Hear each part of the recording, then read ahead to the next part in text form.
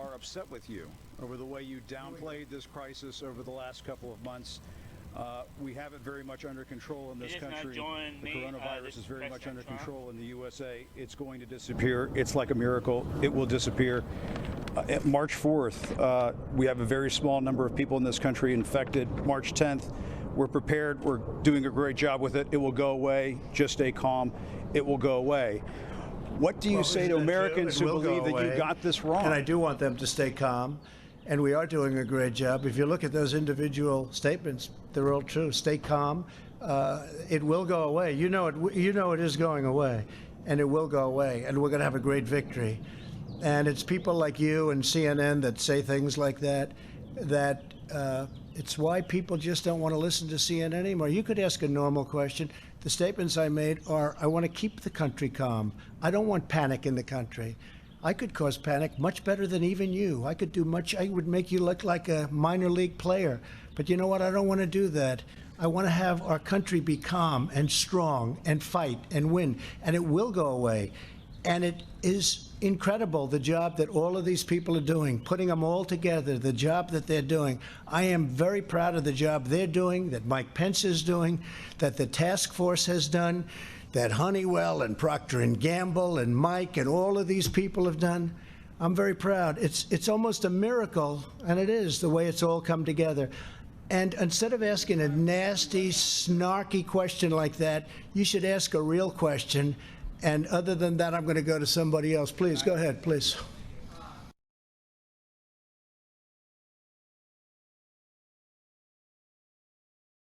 Social distance guideline. Okay, please, go ahead. Thank you. Scott Gottlieb, your former FDA commissioner, wrote a roadmap for recovery after the coronavirus. Very interesting. I saw it. He suggests, the roadmap suggests that everybody wear a mask in public. Is that something that the task force thinks is a good idea? Well, we haven't discussed it to that extent, but it's certainly something we could discuss. We're getting certainly the number of masks that you need. We are in the process of talking about things. I saw his suggestion on that, so we'll take a look at it for a period of time, not forever. I mean, we want our country back. We're not going to be wearing masks forever, but it could be for a short period of time. After we get back into gear, I could see something like that happening for a period of time. But I would hope it would be a very limited period of time. Doctors, they'll come back and say for the rest of our lives we have to wear masks. The roadmap also talks about doing GPS for social distancing, maybe following people's phones, and hotels for isolation for people. Giving them free hotel rooms. Are those ideas that you're looking at? Well, the GPS, that's a very severe idea. I've been hearing about it, GPS. So what happens? A siren goes off if you get too close to somebody? That's pretty severe, but he's somebody, he was with me for a long time. They did a great job at FDA. So we're taking a look. I just received it a little while ago. He sent it over, so very good. Go ahead, let's give it a shot. Sir, what do you say to Americans who are upset with you over the way you downplayed this crisis over the last couple of months? We have it very much under control in this country. The coronavirus is very much under control in the USA. It's going to disappear. It's like a miracle. It will disappear. March 4th, we have a very small number of people in this country infected. March 10th, we're prepared. We're doing a great job with it. It will go away. Just stay calm. It will go away. What do you say to Americans who believe that you got this wrong? And I do want them to stay calm. And we are doing a great job. If you look at those individual statements, they're all true. Stay calm. It will go away. You know it is going away. And it will go away. And we're going to have a great victory. And it's people like you and CNN that say things like that. It's why people just don't want to listen to CNN anymore. You could ask a normal question. The statements I made are, I want to keep the country calm. I don't want panic in the country. I could cause panic much better than even you. I could do much. I would make you look like a minor league player. But you know what? I don't want to do that. I want to have our country be calm and strong and fight and win. And it will go away. And it is incredible, the job that all of these people are doing, putting them all together, the job that they're doing. I am very proud of the job they're doing, that Mike Pence is doing, that the task force has done, that Honeywell and Procter & Gamble and Mike and all of these people have done. I'm very proud. It's almost a miracle, and it is, the way it's all come together. And instead of asking a nasty, snarky question like that, you should ask a real question. And other than that, I'm going to go to somebody else. Please, go ahead, please. You expressed some concern in the past that medical supplies were going out the back door and that perhaps some hospitals were doing things worse well, than hoarding. I expressed what was told to me by a tremendous power in the business. He said that at a New York hospital. For a long period of time, he was giving 10,000, maybe maximum 20,000 masks over a short time. And all of a sudden, he's giving 300,000. And I said, no matter how bad this is, could that be possible? He said, no. So there's only a couple of things that could happen. Is it going out the back door? And I've reported it to the city and let the city take a look at it. But when you go from 10,000 masks to 300,000 masks, Mike, over the same period of time, there's something going on. Now, I'm not making any charges, but when everyone's looking for masks, and by the way, that's another thing, we're making a lot of masks, and the sterilization process is going to save a lot of time and a lot of masks. But when you have the biggest distributor of product that distributes to many of the big hospitals and hospital chains, and he brings up a statistic like that, and I know you're trying to make a big deal out of it, but you shouldn't be. You should actually go over to the hospital and find out why. You shouldn't be asking me. I'm just saying that's the way it is. You should go over there as a great reporter. I have no idea who you are, but that's okay. You should go over there, go to the hospital, and find out how come you used to get 10,000 masks and you had a full hospital. New York City, always full. And how come now you have 300,000 masks, despite the virus and all? You have three. How do you go from 10 to 300,000? And this is very serious stuff. I mean, I could see from 10 to 20 or from 10 to 40 or 50 or something. But how do you go from 10 to 300,000 masks? So what I think you should do is I'm sure you're a wonderful investigative reporter. You should go to the hospital and find out why. Okay, yeah. Asking your DOJ to look into it, sir? Steve, please.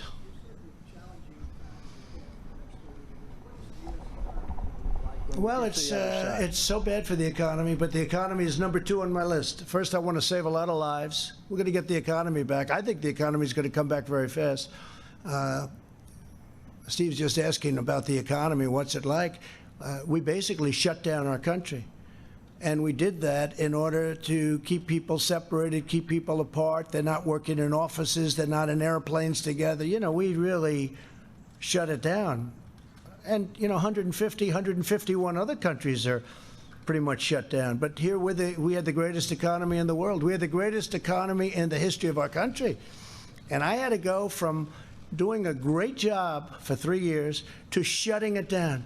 But you know what? We're going to build it up, and we're going to build it up rapidly. And I think in the end we'll be stronger for it. We learned a lot. We learned a lot. And I have to say we've had great relationships with a lot of countries. China sent us some stuff, which was terrific. Russia sent us a very, very large plane load of things, medical equipment, which was very nice. Other countries sent us things that I was very surprised at, very happily surprised. We learned a lot. We're learning a lot.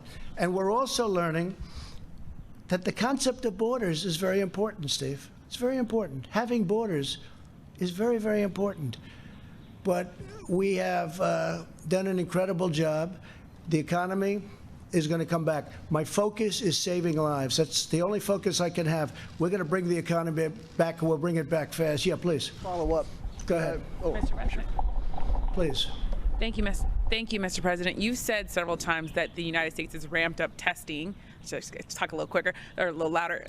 Mr. President, you said several times that the United States has ramped up testing, but the United States is still not testing per capita as many people as other countries like South Korea. Why is that, and when do you think that number will be on par with other countries? Yeah, well, and it's very much on par. Look, well, per capita, we have areas of country that's very hard. I know South Korea better than anybody. It's a very tight. Do you know how many people are in Seoul? Do you know how big the city of Seoul is? 38 million people. That's bigger than anything we have. 38 million people, all tightly wound together. We have vast farmlands. We have vast areas where they don't have much of a problem. In some cases, they have no problem whatsoever.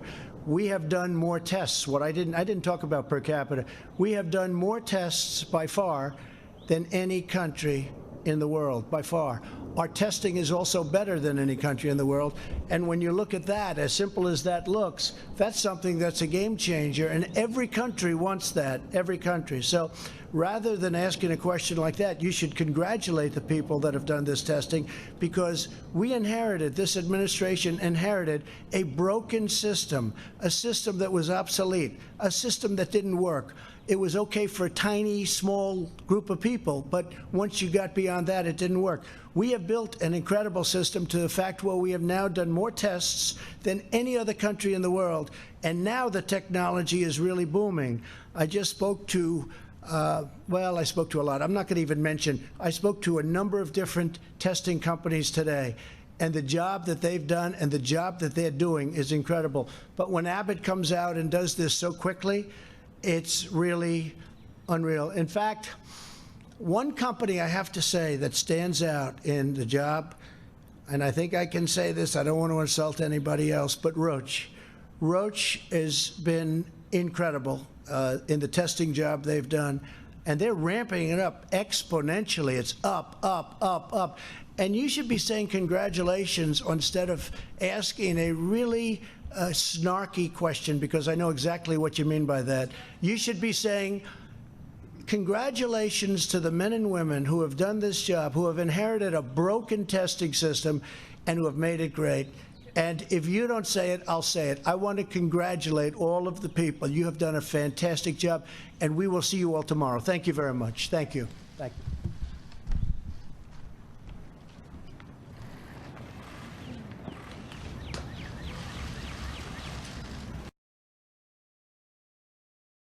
Is joining us by phone, along with Congressman Ed, an update on how the measure will directly benefit Hawaii's residents and businesses.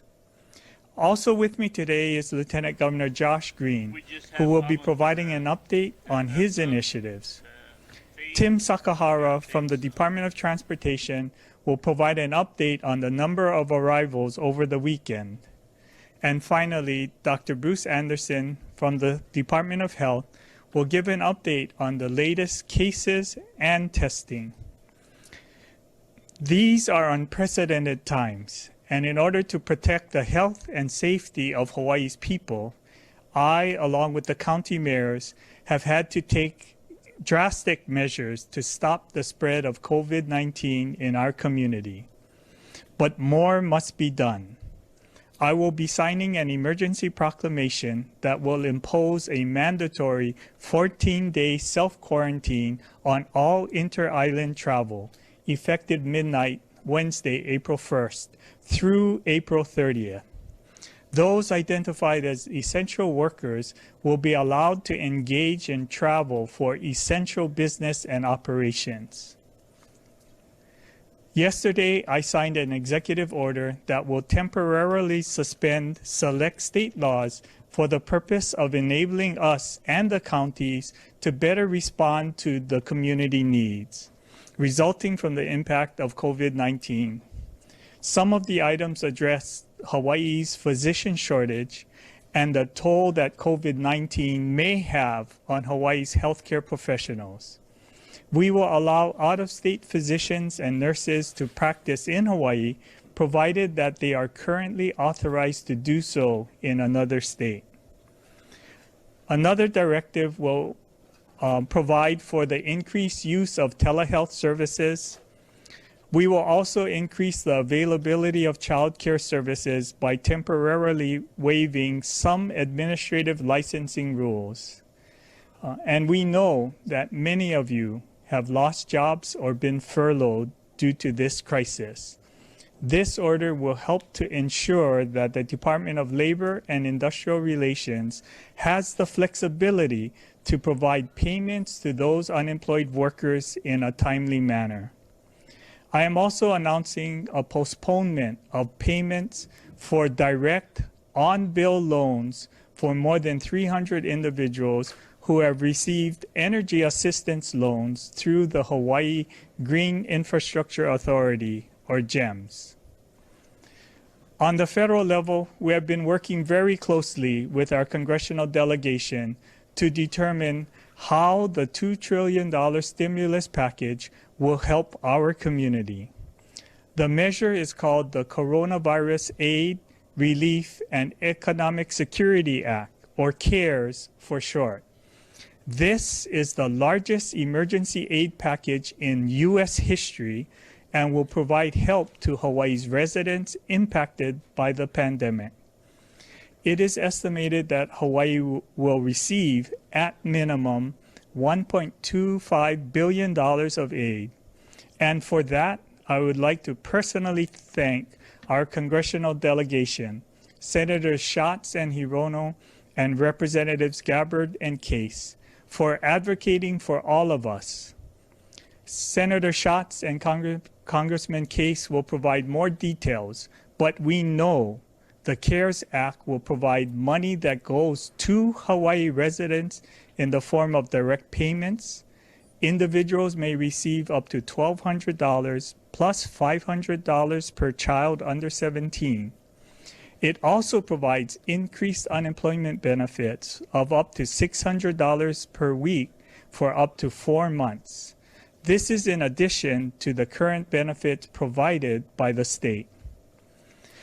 This weekend, I met with representatives from the business community to understand exactly how COVID-19 is impacting them and their members, both large and small businesses across the state.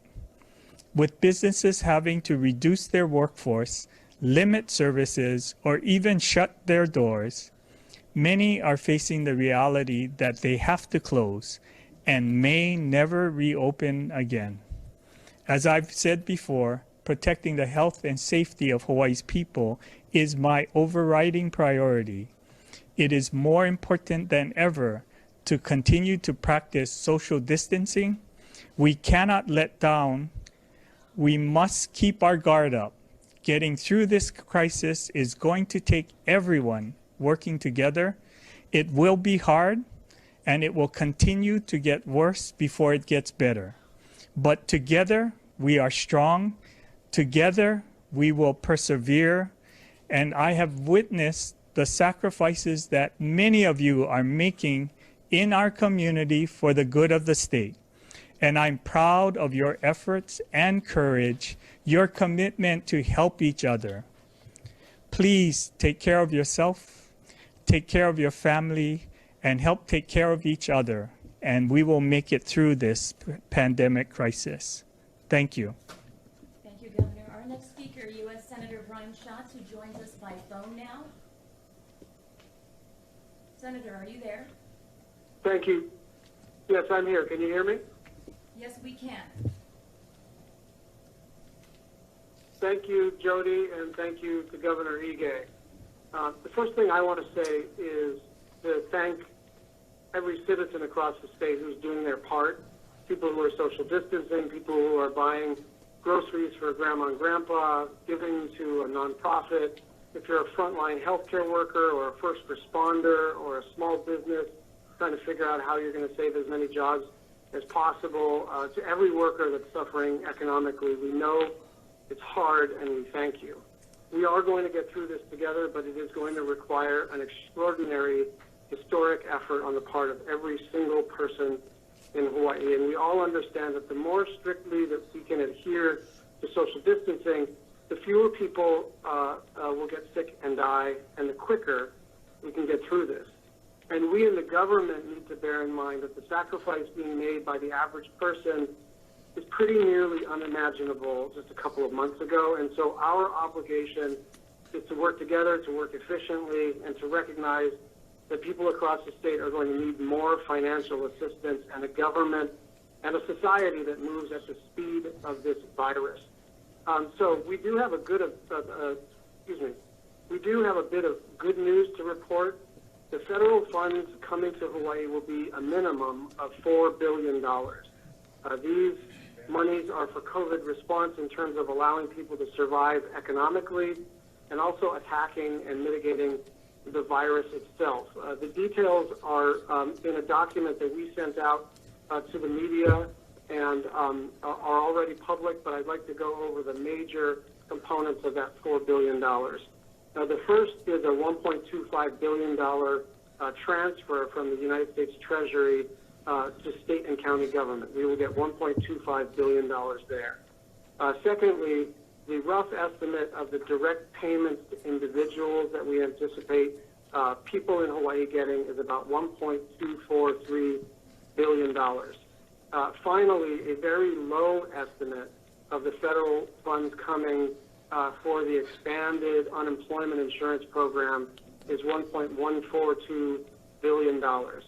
Additionally, we are looking at $130 million for the SNAP program, $53 million for the Department of Education, and tens of millions of dollars for other social services. What that $4 billion does not include is the small business program that is being ramped up as we speak, and the local banks are ready to roll. The local SBA is ready to roll, but we did not put a number on that because it really depends on our ability to execute loans and the participation rate. And finally, the part of the federal revenue that is also not included is that there is a $100 billion hospital fund nationally, and our hospitals, clinics, and nursing homes will be eligible to draw down additional resources. So the $4 billion is a quite conservative estimate, but it is good news in terms of the people and the institutions that need a lot of help. One final thing, I'd like to direct everybody to shot.senate.gov. My staff, since the passage of the CARES Act, has been working literally day and night to summarize each and every aspect of the bill, from what its implications are for the VA to renters and homeowners, to small business people, to family leave, and everything in between. And so the easiest way to understand how this bill can impact you or your business or your institution is to start at shots.senate.gov. Thanks very much. Thank you, Senator, and stay on the line in case someone has a question for you a little later. Our next speaker is U.S. Representative L.N.C.O.W.A.F.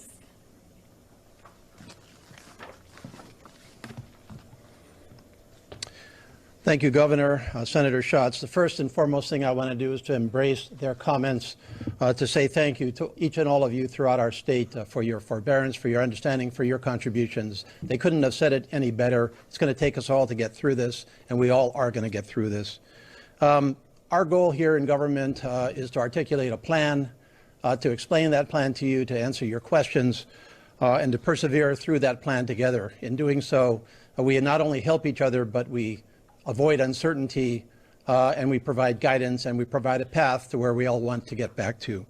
I want to thank the governor especially for including our congressional delegation. It's absolutely critical that your delegation of 4 of us in Washington, D.C. stay in very close contact and coordination with everybody back home to maximize federal assistance, target to Hawaii's needs, and gets folks the help and the answers that you need. And I know that I speak for Senator Schatz and the delegation in appreciating your full partnership. Senator Schatz has gone through many of the details, and I want to amplify some of those details in terms of what is in the CARES package, which, as Governor Ige noted, is the largest single emergency bill in the history of our country, as well it should be, considering the magnitude of what we face. It is the third of 3 bills that we have passed in Congress inside of this month.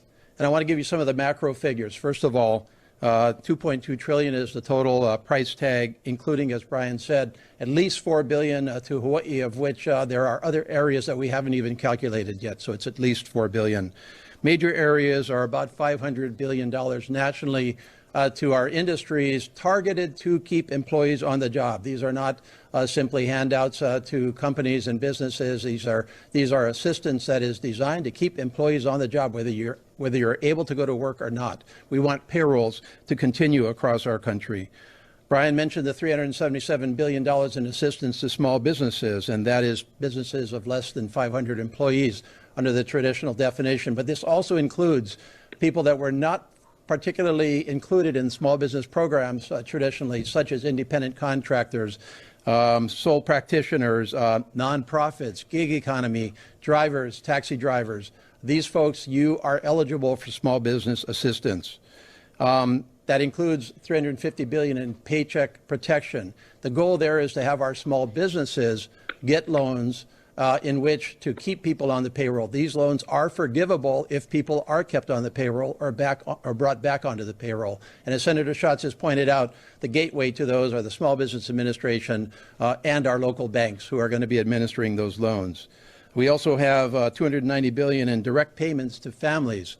We have $260 billion to supplement unemployment insurance to take the maximum period up to 39 weeks and to supplement it with $600 of federal funds. As Senator Schatz noted, $150 billion to state and local governments, which they can target to their needs, with a minimum of $1.25 billion to Hawaii itself. $126 billion to hospitals and healthcare workers. We all know the crying need out there right now for PPE, personal protective equipment across our country. We're trying to help with that. There are other specifics here: education, vaccine, infrastructure. There's a lot in this bill, and our job is to make sure that we maximize these resources to the benefit of our Hawaii. As Senator Schatz pointed out, this is not the last bill that your Congress is going to pass. We really see this in three phases, what we're having to deal with here today. Phase one is survival. That's where we are right now. Phase two is stability, and phase three is recovery. And in the bills we've passed so far, we're trying to get through survival and to stability. A recovery package will come later on. In fact, we're already working on it in Congress right now. It'll probably include a substantial investment in our nation's infrastructure, which in many, many ways has been falling down. And so more on that later. I want to briefly answer a few of the more common questions that I get in my office. And by the way, like Senator Schatz, please go to case.house.gov, where I also have a full set of resources for you to go to try to get your questions answered, to figure out a way to contact me with your very specific questions. My staff also is completely on the job in both D.C. and Honolulu, and we are working very hard to get those questions answered, get that assistance out. First of all, on the direct payments. In general, please, we still are working out these details, but in general, if you have a Social Security number, you are eligible for those payments. The IRS said this morning that it'll take about 3 weeks for those to start to go. I'm sorry, that's slower than they said a week ago, and we all believe that these need to find their ways to you as soon as humanly possible. But that's what the IRS said today. So that's the timing. Now, for most people, especially folks that have filed tax returns in the last few years, you don't have to do anything further. That's the gateway to get you the payments that will be coming under that direct payment program. However, I also want to note, so that nobody is surprised, that these payments do start to phase down from their maximums of $1,200 per person, $2,400 per joint family, $500 per child under 17. They start to phase down at $75,000 individual income, $150,000 joint, and they phase out pretty much after $100,000, $200,000. We're, of course, trying to get that direct payment to the folks that especially need it to tide themselves through. Small business. There are a number of different loan programs under small business. There is an emergency loan program that has already been in place for a couple of weeks. And there is also the new program under the CARES Act, which again provides incredible loan opportunities to small businesses to keep people on the payroll, forgivable if in fact you do that. Those details are coming out right now. I want to acknowledge that in both cases, obviously, the small business and the direct payment, some of these sites have been overwhelmed, and we're trying very hard to the federal government to make sure that those gates are open for you to seek that assistance. Unemployment insurance, I've been working with the state very hard to make sure that people can get their unemployment insurance as fast as possible. I would conclude, as Brian did, by simply saying that we're on the job here full-time to help you, to work with the state, the counties, the nonprofit community, and many, many others who are in this fight. We're all in this fight together. And my contact, again, is case.house.gov. Mahalo. Thank you, Representative. Our next speaker is Lieutenant Governor Josh Green.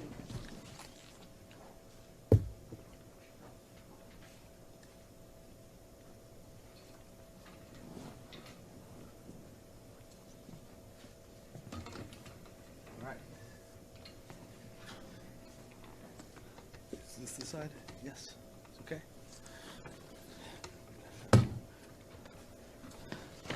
Well, aloha, everybody. The governor has given me a good marker allocation in my budget, so we are going to dig into some details today. Thank you, Gov. No, I'm very grateful to be here. Thank you. And it's terrific to be able to give an update on the health considerations of what we're facing today. So I'm going to allude to some of the points here. I hope people can see them. Now, the governor made an excellent decision that will save many, many lives. And you can see that over there on the 26th. That is the 26th of this month. That's that purple line that went up, where he asked us all to shelter in place and brought the hammer down on flights that were otherwise infecting our people coming back infected. That is going to save lives because it's going to definitely decrease the curve, the height of the curve of people that are getting infected. If you look at these numbers, and I know it may be challenging for a moment, we'll try to flash over there, you will see that on the 26th we had 95 cases, the 27th to 120, the 28th 151, the 29th, 175, and today 204 cases, of which 6 of those individuals are in the intensive care unit.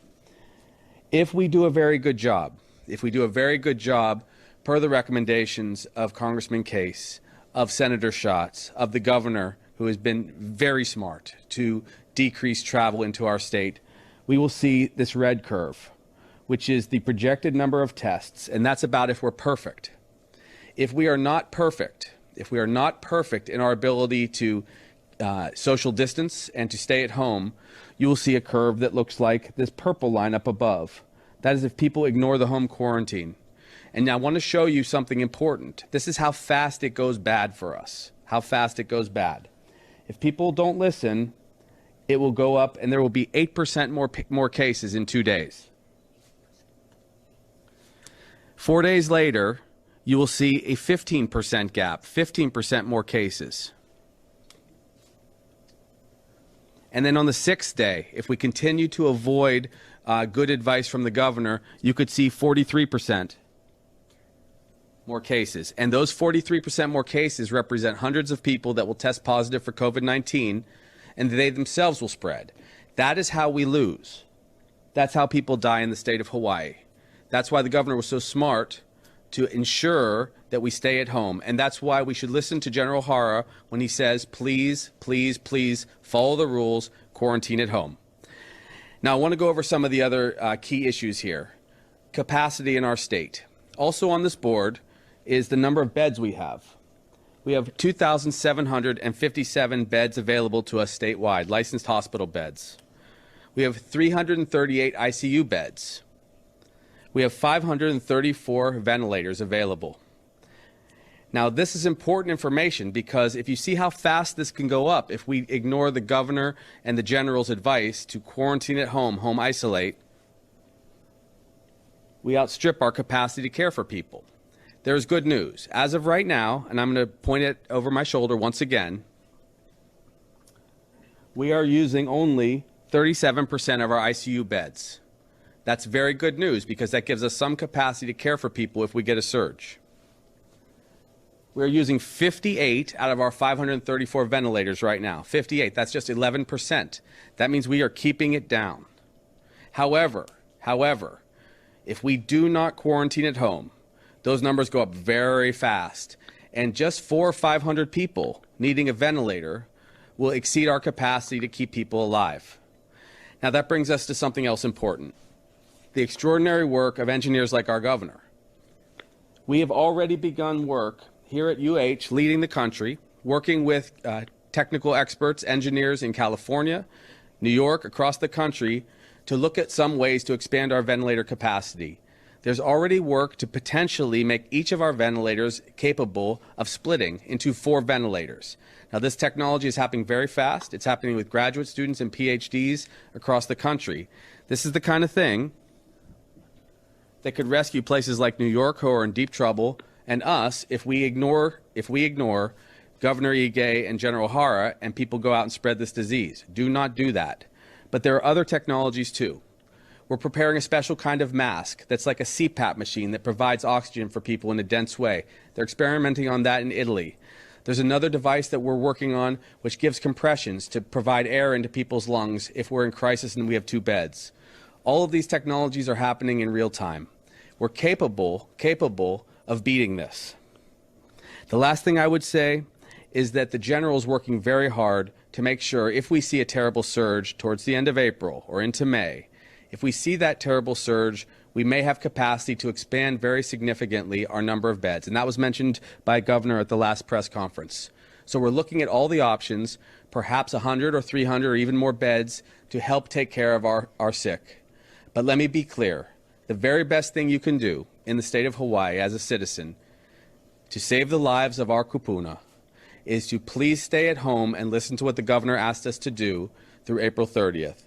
Only go out when you absolutely need to, because if our curve flattens like you're seeing, we will not outreach and outstrip our capacity to take care of people on ventilators. We will be able to get out of this alive. I wanted to say once again, thank you very much. There's a lot of data there, I know, but I wanted to make sure people knew that we were working on the testing side. We can test now up to 1,500 people a day. We've now tested third highest rate in the nation, and we're beginning to approximate South Korea. We're looking at technology to save lives, and we will expand our healthcare capacity as needed. You've heard about the bigger picture long-term on economics. We're very lucky to have the excellent congressional delegation we have. Keep the faith. Please listen to the governor. Stay home till the 30th, and we'll get through this. Take care. Thank you, Lieutenant Governor. Our next speaker, Tim Sakahara, Public Information Officer, Department of Transportation.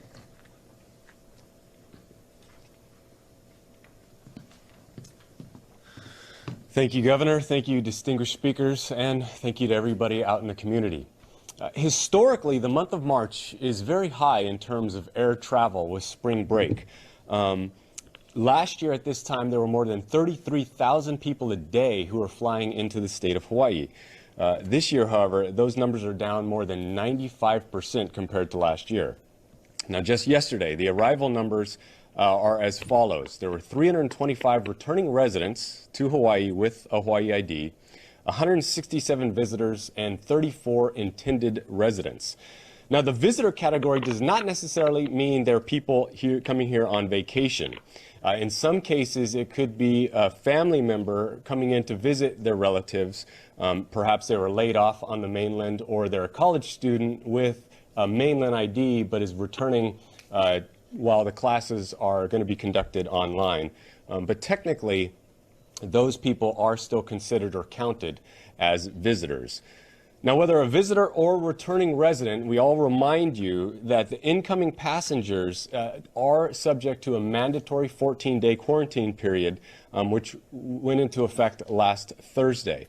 Now, those people are required to go straight from the airport to their home or place of lodging. They are not able to stop off at the grocery store, Costco, or the food club on the way in between. Now, after last week's news conference, we were notified of an organization that is helping in this case. Not only will they home deliver for kupuna, but they will also pick up groceries or supplies for those people in quarantine, so they don't have to break this order. So they can order their groceries online and then have it delivered to their either home or their place of lodging.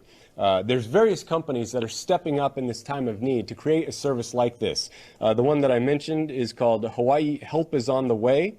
Its website is hihelpisontheway.org, and they're one of the new services that are able to help these people in quarantine or any kupuna out there in the community in need. In closing, I would also like just to say that these are extraordinary times, and people in the airport managers and the airport staff are going well beyond their typical role in making sure this quarantine plan is implemented properly and effectively.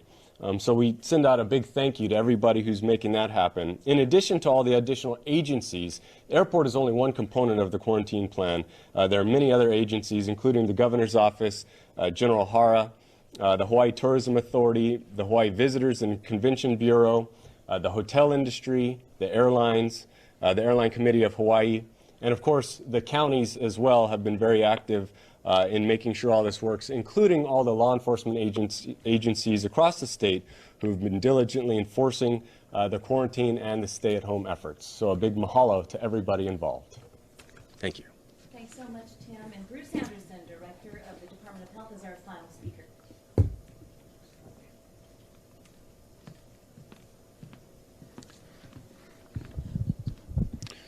Aloha.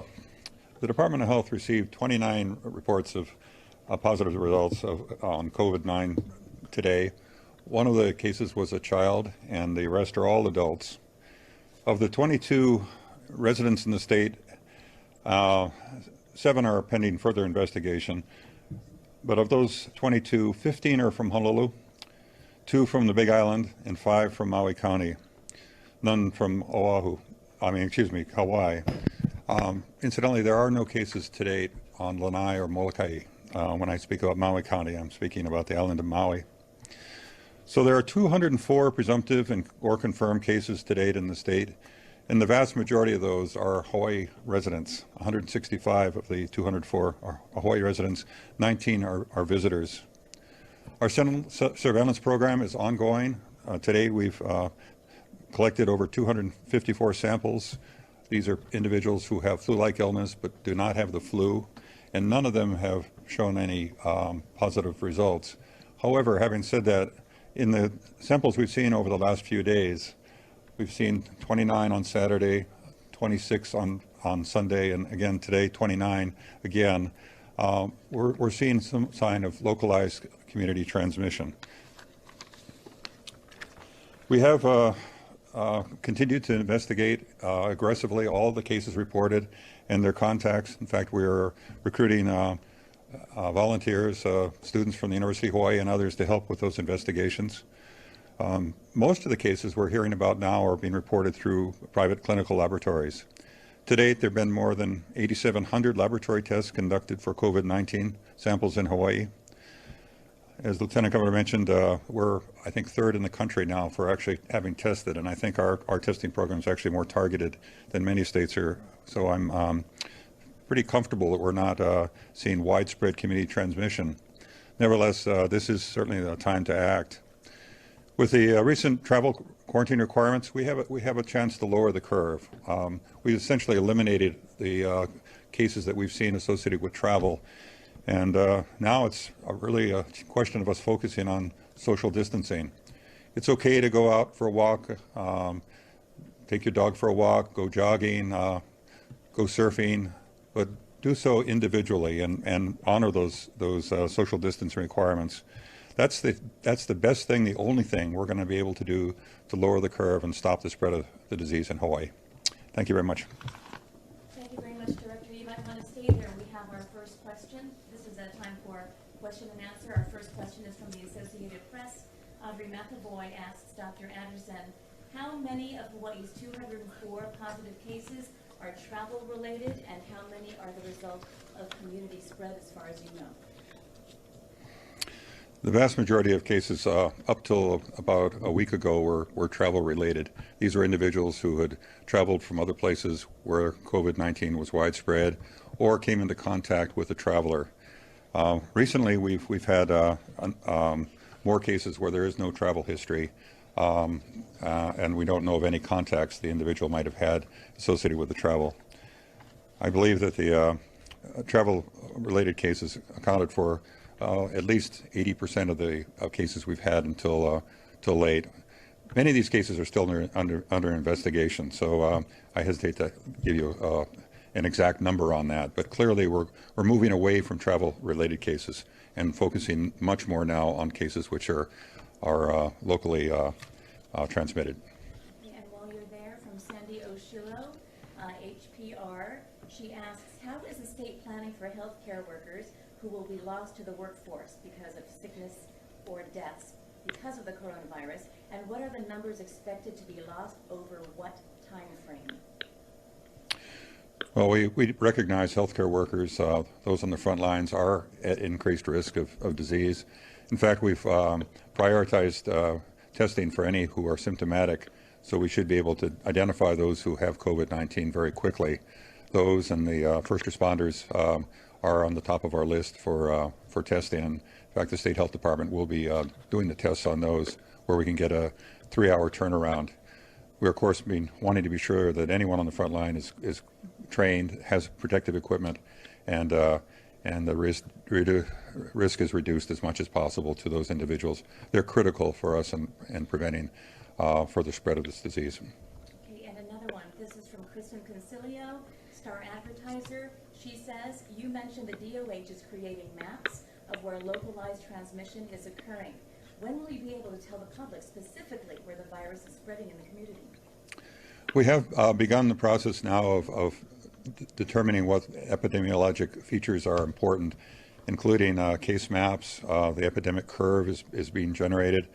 And in fact, we have some preliminary data to show people where we're seeing cases occurring throughout the state.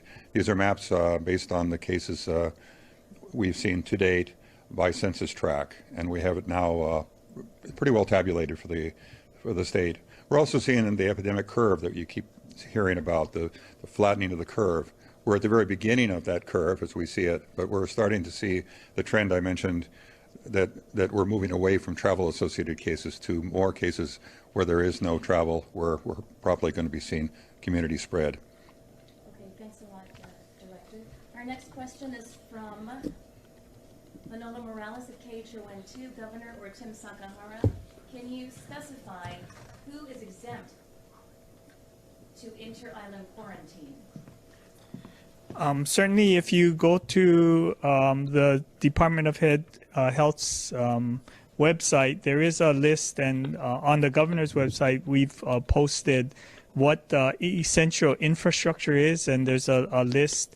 It's the same list that was generated by the federal government as part of the overall countrywide focus on stay-at-home and allowing essential infrastructure and essential businesses to proceed, and they will be exempt. We are coming up with a list of the typical jobs and employees that we'll be publishing later on today. We do have a website for those of you who have a question about whether your business or your job is an essential infrastructure business, or your job is an essential function, and you can send an email to COVID exemption at hawaii.gov, and we will be responding to your questions as quickly as we can. Okay, Tim, you might want to join the governor up there. This is from Rick Kwan, KITV4. Since last Thursday, how many people total have been self-quarantined? Have there been any problems with compliance? You know, I think that you've seen some examples on social media of people not complying. We are working with the counties, county police departments all across the state to improve our systems of identifying those who may be in violation of the quarantines and providing the information to the county law enforcement. I don't have a number exactly of those in quarantine.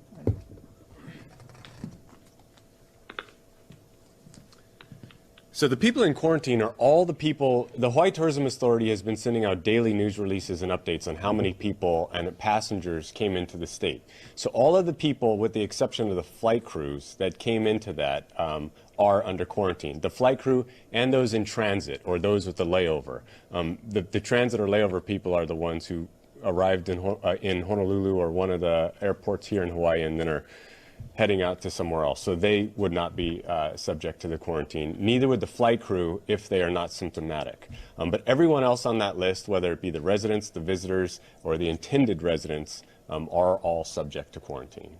Okay, Tim, also this is from Maui News, Colleen Uechi. She asks, can you explain in detail how this mandatory 14-day self-quarantine for inter-island travel will work if and when it's implemented, and what process will people need to go through if they would like to travel between the islands? We also have General Kenneth Howard here with the Hawaii National Emergency Agency, HIEMA, and he'll answer the question. Hi, good afternoon, and thank you. So, as Governor Ige mentioned, the new executive order will mandate that inter-island travelers will be subjected to the 14-day self-quarantine. The exception to that, or the caveat, is, let's say if you're a healthcare worker and you're allowed to travel, you need to self-quarantine at the place of lodging, then you go and travel to where you need to work or provide your care or services.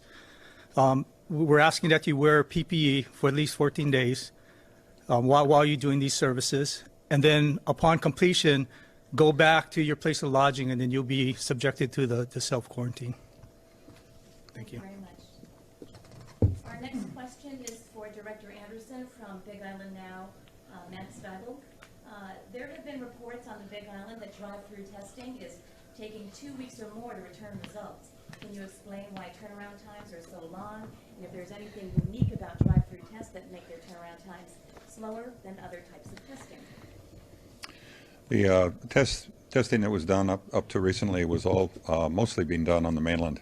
Mainland labs are doing the testing, and often they were backlogged for a week or more. So in some cases it was taking 10 days to get the results back when the samples were sent to the mainland.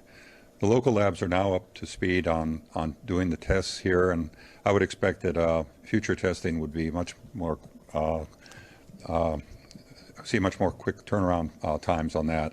In fact, very likely we'll be seeing turnaround times of a day or so for future testing. The private labs have come up to speed. They are doing most of the testing around the state today and have capacity to do well over 1,000 tests a day collectively. So I expect that temporary situation has been resolved, and we can expect a lot quicker turnaround on any testing locally. Okay, Director, please stay there. I have another question for you. This is from Eleni Gill with Civil-Beat. She asks, we've seen double the number of cases since last Wednesday. How does the department explain this spike?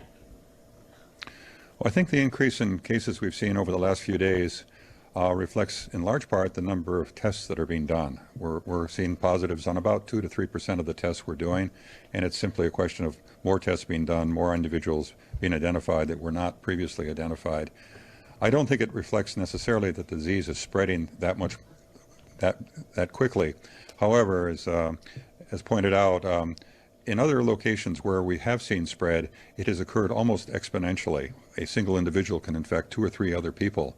If you do the math, you can see that over time that increases rapidly. So we are concerned about the increase. And again, this is the time to take these measures on mitigation very seriously. Keep that social distancing. Don't let down your guard. That's going to make a huge difference in the outcome of what we see here in Hawaii. Okay, another question, Director, from Rick Kwan, KITV4. What is the criteria or protocol for a person to be considered recovered? Do they require 2 negative tests?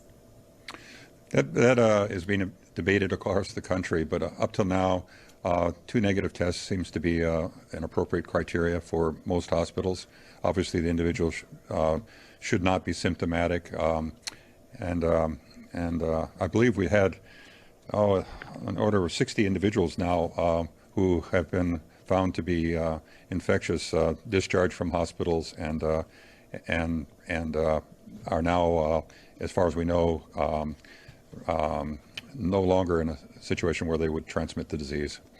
So it's a hard call to make, but the physicians are developing criteria for that.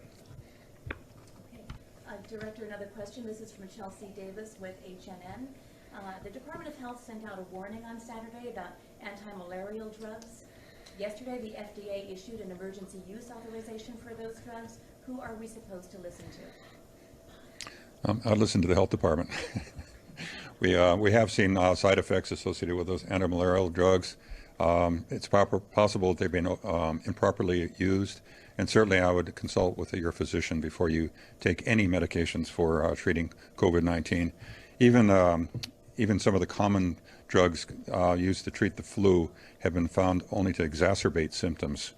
Do talk to your physician, get their advice on how to best treat the disease.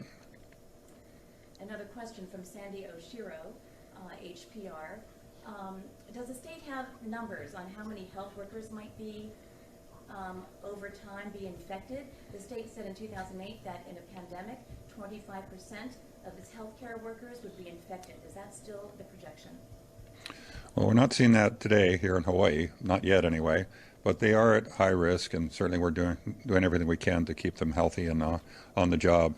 Time will tell as we see this problem evolve. Of course, in New York, you're seeing a situation very different than what we have here, where health workers are often compromised in their ability to protect themselves while they're working. And there, I believe you have seen rates of illness among healthcare workers, most likely COVID-19, about 25%. So we don't want to get there, and we're certainly not seeing that right now in Hawaii.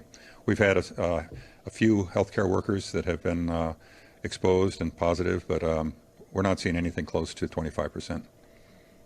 Also for Director, how many military cases in Hawaii out of the daily total today? We didn't receive any cases, any reports today. Over the weekend, we did see a couple of cases reports coming in from Tripler. I believe one was a civilian employee, and another case among DoD personnel, but we're seeing a few reports. They are being tracked by the state. We're not doing the same investigations that we do for for civilian employees, but the military is following up on all those individuals, and they are being quarantined as necessary. Okay, another one for you, Dr. Anderson, Chelsea Davis, HNN. If there is a death in the hospital and the person had COVID-19 and pre-existing health issues, will the hospital or DOH record it as a death from COVID-19 or the other pre-existing health issues? If the individual was found to be positive for COVID-19, we would record it and report it as a COVID-19 related death, regardless of what the underlying health conditions might be. We do have a number of people in the hospital as we speak that are COVID-19 and have serious underlying health conditions, and as has been reported in other places, the death rate, the case fatality rate, is about 2 to 3%. Mostly those with older people with underlying health conditions. So I would not be surprised if we saw a death associated with COVID-19 in the not too distant future. Thank you very much, Dr. Anderson. Lieutenant Governor, did you have something to add first? No, okay, sorry. The next question is for Tim Sakahara or General Hara. Neighbor Island residents, this is from Colleen Uwechi.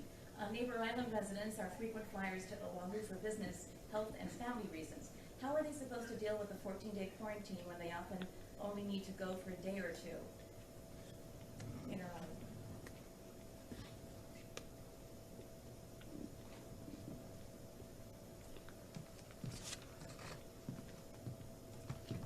So we're still looking at that. The bottom line is what we want to do is limit the amount of contact that you have or those individuals have with the public.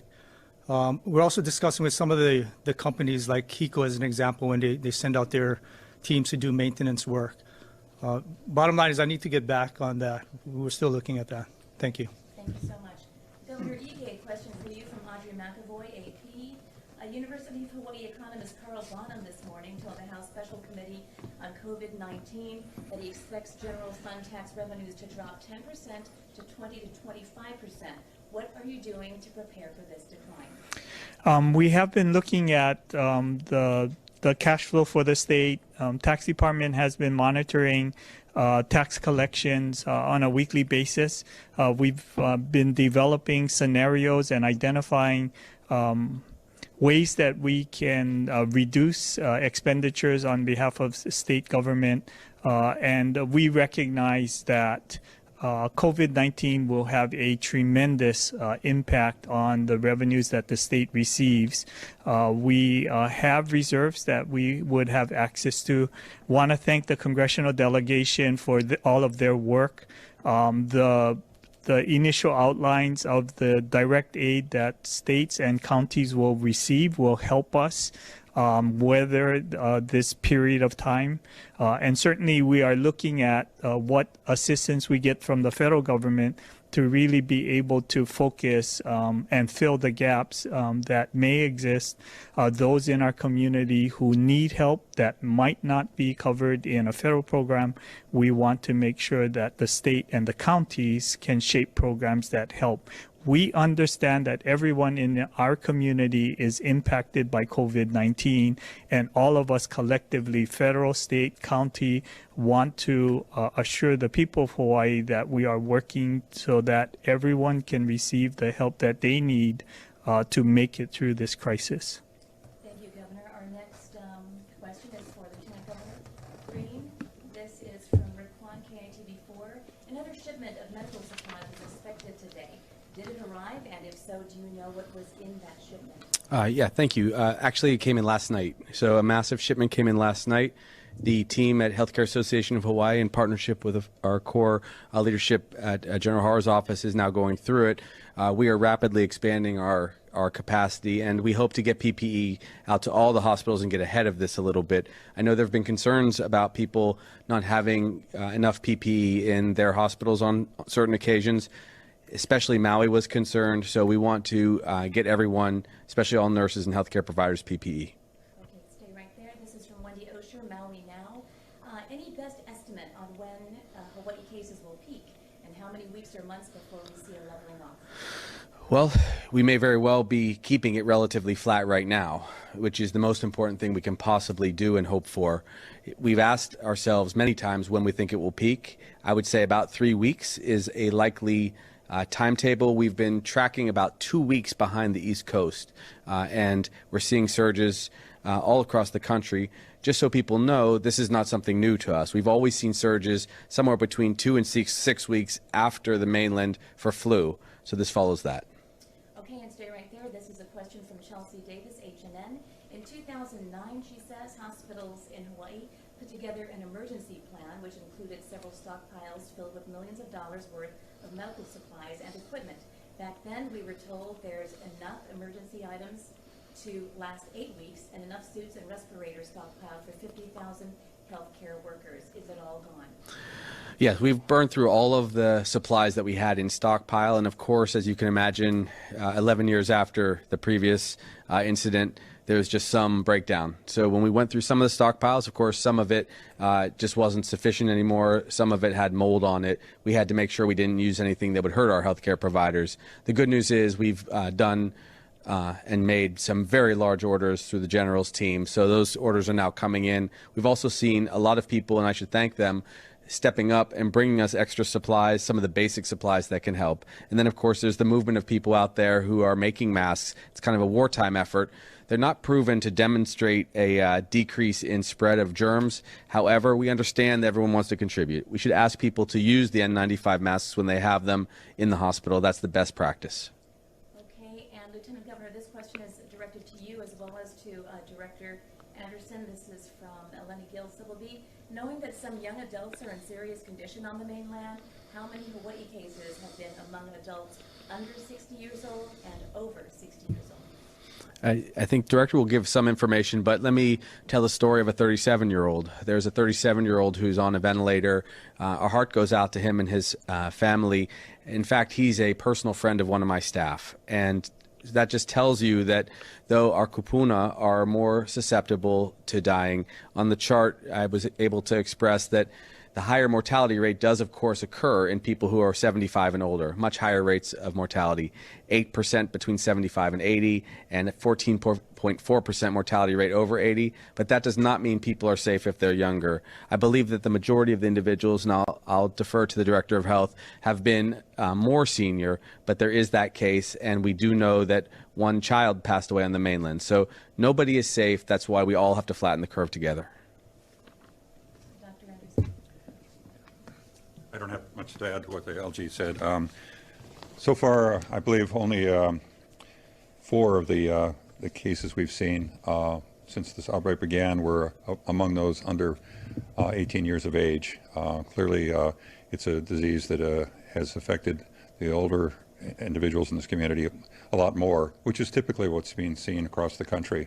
As we do more testing, we are finding more middle-aged individuals to be infected, and many of those have less severe symptoms than the older adults do. That's important because they may also be transmitting the disease. So as we do more testing, we're going to probably see more cases among the population. In fact, it may be much more evenly distributed by age group than what we're seeing now. But clearly, the most serious cases we've seen have been among the elderly, particularly those with underlying conditions. Okay, our next question is for Tim Sagahara, but Director Anderson, please stay right there. The question is from Kristen Concilio.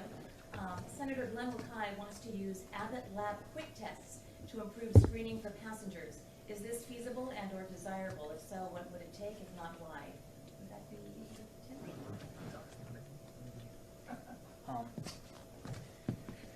Yes, we were informed on the call with the Vice President this morning that Abbott Labs had completed this quick response testing capability.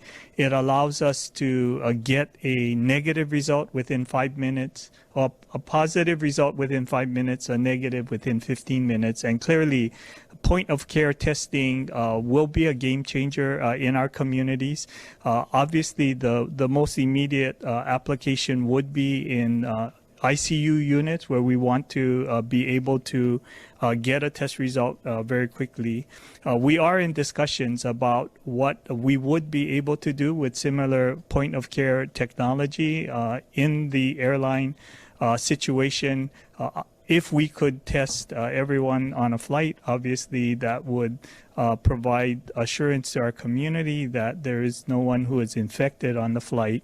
But we're getting more information about the throughput. Vice President assured us that every state would be getting a number of these Abbott point of care test units, and certainly as we receive them, we'll be looking at how we can deploy them in the most appropriate way to ensure the safety and well-being of our community. Okay, thank you very much, Brenda. Did anyone else have anything to add? Okay. Our next question, Dr. Anderson, sorry. Does the fact that none of your surveillance tests have come back positive make you wonder if you're missing cases? This is Chelsea Davis, HNN. Chelsea, I expect there are cases out there, of course, that we're not seeing through our surveillance testing. Our surveillance testing was targeted at those with flu-like symptoms who didn't have the flu, people who have respiratory illness. So we would have probably seen more positive tests had we expanded the case definition and if we'd done random surveys of the population. That wasn't what this was about. It was simply to get a pulse by taking a random sample of individuals across the state as to whether or not there was a lot of illness circulating in the community. It wasn't intended to be a blanket survey assuring that there was no virus circulating.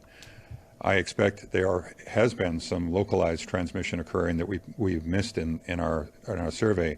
Nevertheless, it is a very important tool for us in determining how widespread this illness is in our community, and we'll continue to use that tool. We're getting a lot more results now from the private labs, which is also a very good way of determining how much disease is actually out there. And between the two, I think we get a good feeling for how widespread the disease is. We'll continue to monitor both. Thank you. Okay, Director, another question from L.N.C.O.W.A.F. How many people have recovered, and what are the quarantine or isolation expectations for those who have recovered? When an individual has recovered from a hospital visit, they are essentially determined to be free of the disease and would not require any additional quarantine. Could you repeat the first part of that question? Oh gosh, let's see. Yes. So basically, she wants to know how many people have recovered, and what are the quarantine or isolation expectations for those who have recovered? Well, we have, as I mentioned, reports of 204 cases to date of illness. No one's died. So essentially everyone who we've identified so far has either recovered or is in the process of recovery, at least with the exception of a few individuals who are on in intensive care in the hospitals. That situation is likely to change as we go forward, and hopefully we continue to see most of the cases fully recovered. I might add again that most of the results that we're getting from our sampling surveys are also coming back negative. We have approximately 7, excuse me if I can check these numbers real quick here. 8,700 laboratory tests have been done, and over 8,500 of those have come back negative, which may be helpful information. Again, we've had only 204 positive tests. Thank Okay. you very much, Director. Our next question is HPR asks, what steps is the state taking to deal with arrivals at small boat harbors, which are not monitored 24/7, and will quarantine be required there as well? So we stood up the State Law Enforcement Coalition. They're taking a look at that problem set. We'll be working with a combination of the county law enforcement and state law enforcement. Okay, thanks. Thank you very much. Dr. Anderson, sorry about this. You have a follow-up question here. How many people are currently on ventilators for COVID? Any idea? This is from Kristen Concilio. Lieutenant Governor, Now, let me ask the LG to talk a little about that. It's likely that only the individuals who are hospitalized are going to be with ventilators, and I believe the number hospitalized is in the order of about 7 at this point in time, but LG might have more up-to-date data. Yes, thank you for that. So this is an important question overall, too. We believe two people right now, I believe, are on ventilators. Information was just given to me by the team. Important overall. For every about 100 individuals that test positive for COVID across the globe, about 5 people end up needing some pretty serious critical care, and about 1 out of those 100 end up on a ventilator. And that is tracking somewhat similarly to our numbers, and it also helps us to reflect on the numbers we know were tested positive here in our state, and maybe some of the gap where people might not have been tested but are positive and resting at home and recovering. So we can reflect on how much use we're having of our intensive care unit to also see an indicator of how bad the COVID-19 crisis is hitting us. So we not just are measuring, although, as Director Anderson pointed out, we now are up to 8,700 tests, most of them out in the community at the hospitals, but also every day we get an update from the Healthcare Association on how many of our hospital beds are used, how many of our intensive care unit beds are used, and how many of our ventilators are used. I'm pointing out one last thing. On the chart, we have 126, I believe, of our ventilators that are being used in the state, but that's because other people are using ventilators because they've had a heart surgery or have had lung problems that are not COVID related. We save as many ventilators as we can, but we still have all of the other health problems that we usually have here in Hawaii. Thank you, Lieutenant Governor. And we're going to wrap up right now. Governor Ige has some closing remarks.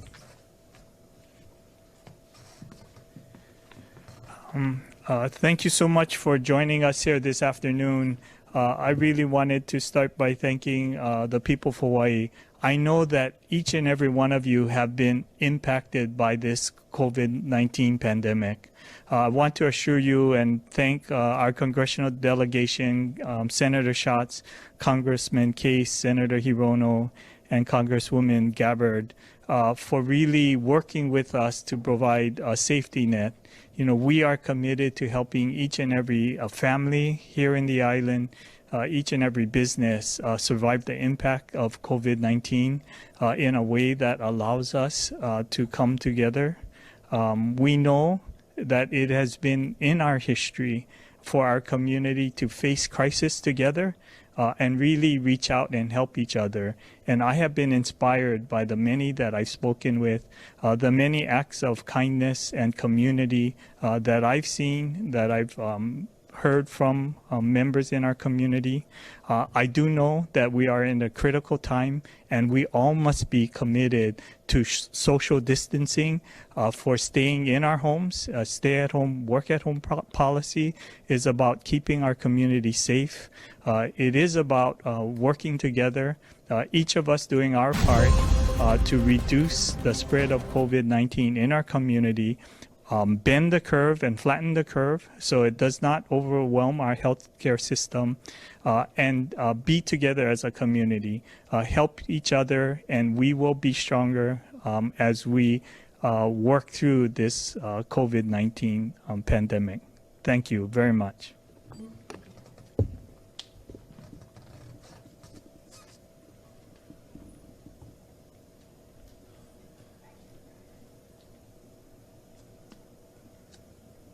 Thanks, Brian. Okay, we can go ahead and end this program.